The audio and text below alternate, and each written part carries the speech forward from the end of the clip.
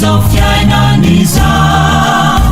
tamande mankatsy ary sy aro mikorana riko milalao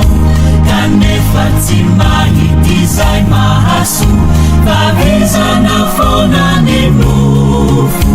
ity misy fiainana toroko anao andramo de hoitanao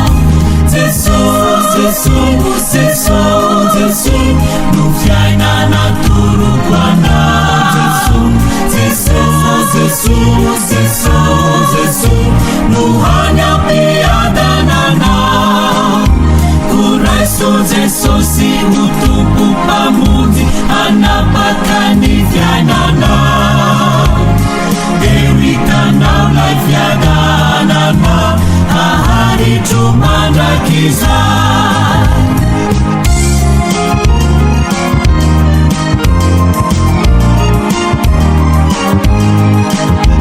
Ianao iansady mpamory marobe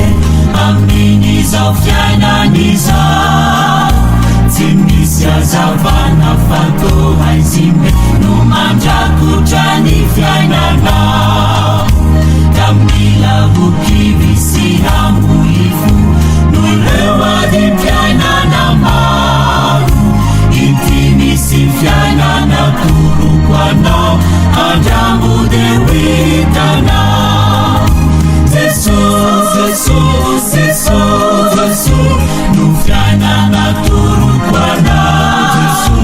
Jesus, Jesus, Jesus, Jesus, no hanam-piadana anao Kuraiso Jesosy ho tompo mpamonjy hanapaka ny fiainanao